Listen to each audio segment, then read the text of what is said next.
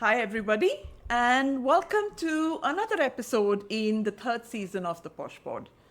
Today, surprise, I have with me Bishen Jeswant, a partner in the employment law practice with Cyril Amarchand, and I'm Laxmi Char, co-founder at Parity. And the topic that, Bishen, I'd like to pick your brains on today is about the proposed amendments to the Act, right? What is it that, we're looking at to see how it can be different? And this is a question that I get asked a lot, right? Lakshmi, if you could change something in the Act, what would it be? And I think that I'm kind of focused on one very, very specific element, and that is what happens in the case a complaint comes to the IC and the alleged perpetrator is not an employee of that organization. Currently, there are best practices in place, but there's nothing really in the Act that tells the IC what needs to be done. I'd love to have a situation where the IC accepts that complaint, passes it on to the IC of the alleged perpetrator's employer, and there is a mandate to investigate that complaint, right? Following the process as laid down in the Act. So if you had a lamp and you could rub it for your wish, what would it be? Fully agree, Lakshmi. And the issue that you have is an issue that I have as well. I really would like that to be changed, to have some proactive obligation to deal with complaints against non-employees. One of my pet peeves is the section on appeals. I just hate the section the way it's drafted currently. It's drafted essentially to say that if you have service rules, you go to the courts and the tribunals for redress, and if you don't, then you go to the authority under the POSH Act, which is the authority under the Standing Orders Act, right? Which is just a very odd way of drafting that section, because it's very confusing as to what a party should do. Why is your option to go to courts and tribunals linked to whether you have service rules or not as an employer? The only logical argument for why that is the case is because there are some statutory schemes, regulations, guidelines applicable often to the government, which sets out appeal mechanisms which take you to a specific court or tribunal. And maybe in that situation, that first part of the section makes sense. And for that limited situation, when you can go to courts and tribunals where your service rules set it out, and if not, there is an authority under the POSH Act. But that's not clear from the Act itself. That is me speculating for why the section is worded a particular way. And there's a lot more clarity required for that section to make complete sense and for there to be a true, meaningful appeal mechanism. Yeah. And for me, something that's really interesting is the POSH Act sits inside the employment law, world. But several of the definitions, whether it's in terms of the aggrieved woman or the employee, whatever, are singularly broader than what many of the other employment law requirements have. Like you said, the Industrial, Employment Act or anything like that, where there are very specific tribunal requirements. However, this is good for you and me to speculate and to wonder and to wish. But we do know that there are proposed amendments sitting around waiting for legislative approval. Is there anything in there that you think would make life clearer for the employer, for the IC, for the complainant, the respondent?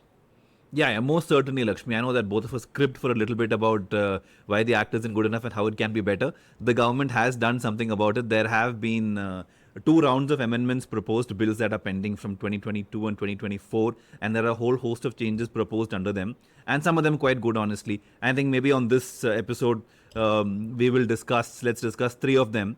To go one by one, I think one great change is the fact that the timelines for filing of a complaint have been changed. The current law says you have to file within 3 months, which can be extended by a further 3 months by the IC if there are good reasons, right? But we have seen, for example, through the entire Me Too movement, that the 3-month, 6-month period means nothing.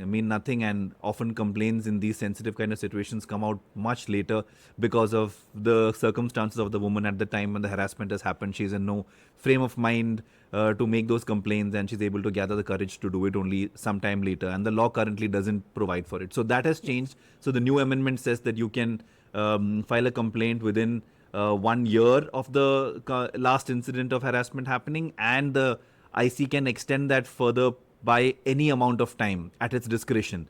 right? It's not limited to a further 3-month extension the IC can do. It can be extended infinitely. So you can technically come 5 years later and the IC can say that there was good reason why you couldn't come within the prescribed now 1-year timeline and accept a complaint and deal with it legitimately. So that's one change that has come about, and one that I think is extremely good, like I started off saying. The second one here is on recommending changes. So currently the language of the POSH Act says that an IC is to share its recommendations with the employer, and the usage of the word recommendations creates some doubt in that employers now sometimes think they have a discretion to implement the IC's recommendations or not, because they're recommendations.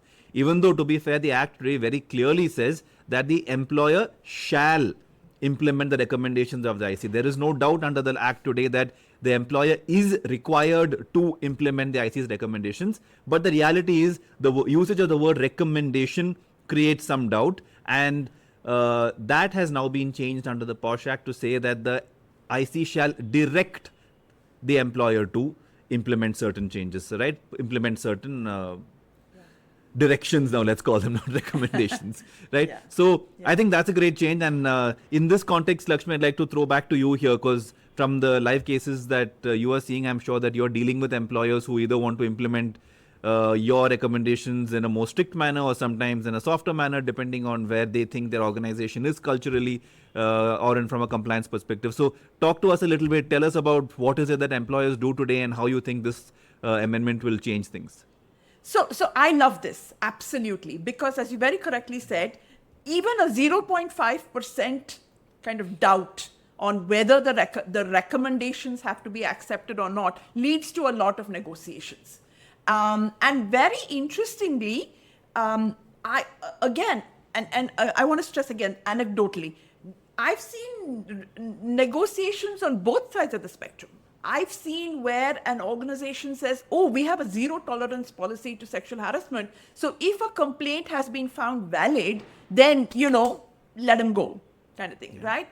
To the other way around, where unfortunately I have experienced a negotiation where the employer turns around and says, yes, but this is my top performing sales guy.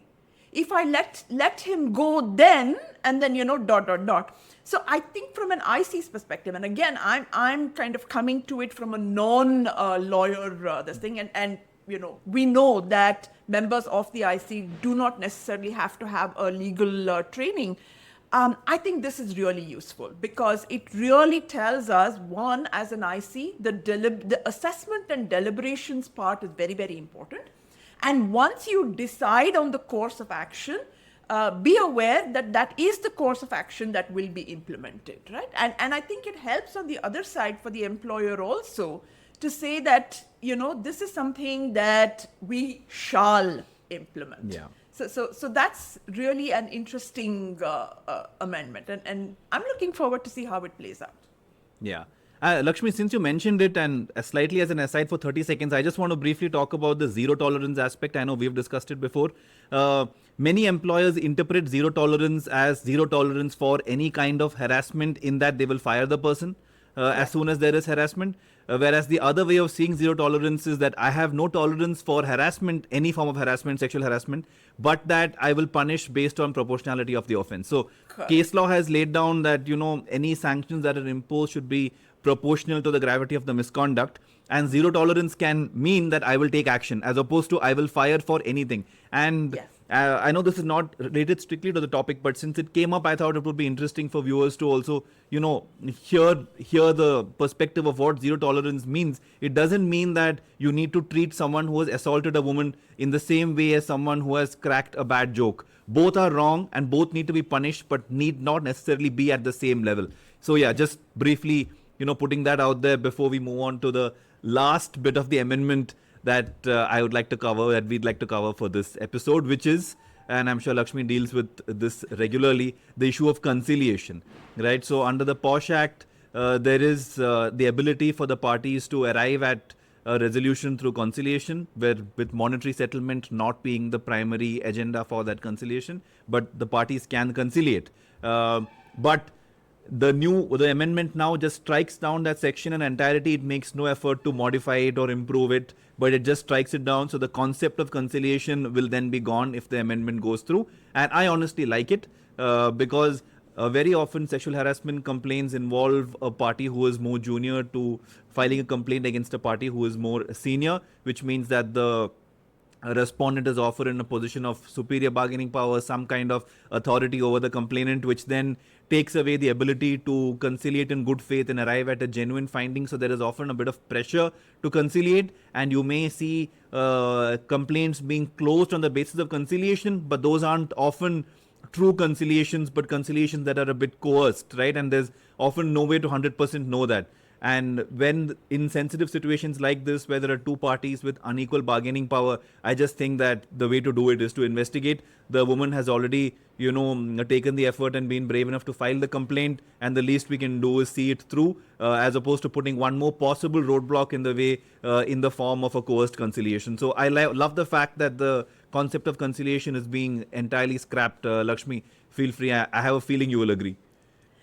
I do, maybe not with the same level of enthusiasm, but I do, right? And for me, even the word conciliation, Bishen, it's being conciliatory towards somebody else is almost like I'm placating that person, and definitely we don't want to placate anybody who is, involved in harassment of any kind, sexual harassment, obviously in particular. So I really like that. And I think, again, speaking from the IC's perspective, I think it helps because a lot of the times there is also that behind the scenes negotiation, which is, do you really need to do a formal investigation? Can't you just settle it with conciliation? Yeah. It's there in the act, right? So yeah. I'm really glad that, the I's are being dotted and the T's crossed as we go along. Lovely. So that was a great conversation. I think that brings us to the end of the amendments that we had to discuss. We'd love to hear from you guys on your thoughts about any changes that you would like to see under the POSH Act, any difference in opinion in relation to the amendments that we discussed today. And please share all of your thoughts in the comments. We'd love to hear from you, and would love to engage with you in the comments as well. And we hope to hear from you more and see you at the next episode. Keep the feedback coming, folks. I hope you find this useful. Bye-bye.